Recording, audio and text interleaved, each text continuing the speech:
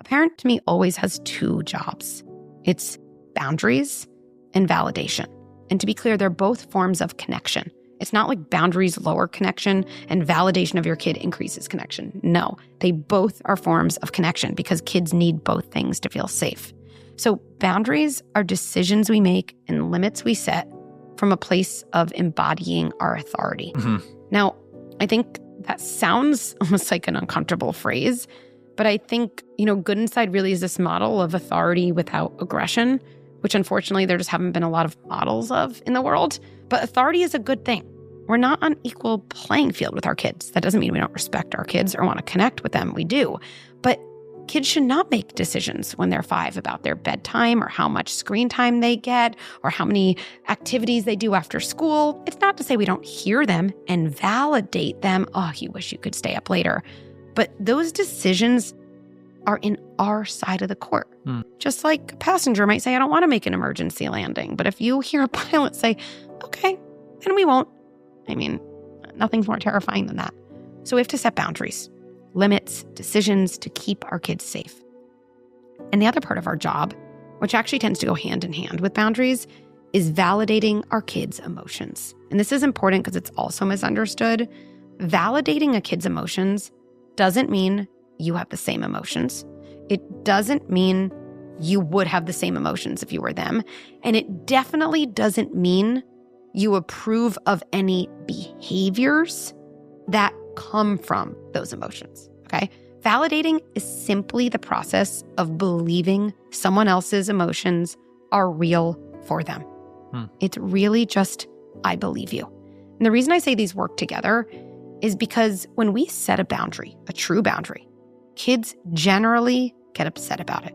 Because when we set a boundary, we're stopping a kid from getting what they want in the short term because we have a long-term goal in mind or because we see something unsafe. A kid generally will protest, tantrum, scream, cry, which ironically allows us to kick in the other part of our job, validating their emotions. So here's a good example. My kid's jumping on the couch.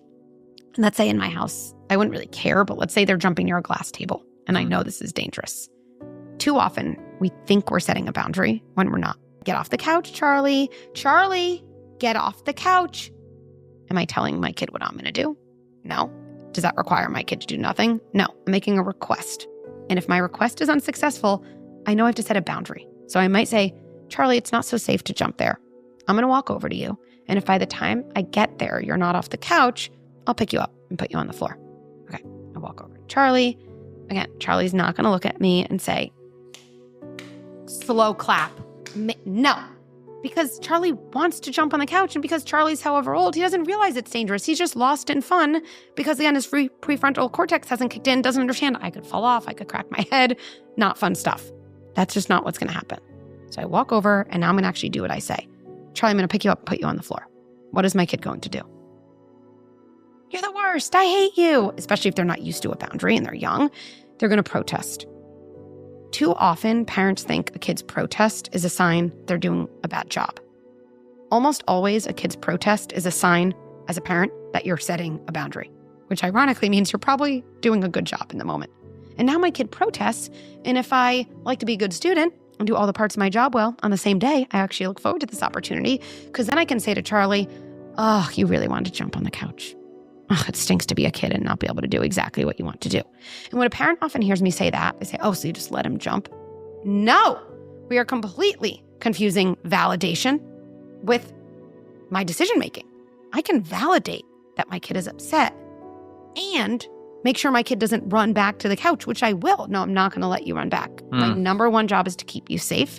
And this is actually so important because it's maybe not something we literally say, but I think it's what guides the Good Inside philosophy. My number one job is to keep you safe, and I actually love you so much that I'm willing to make decisions that I think are good for you, even if you're upset with me. That, to me, is what a sturdy leader does. They have clarity in their role. They know they have to embody their authority. They know they have more information than the other people, like their children.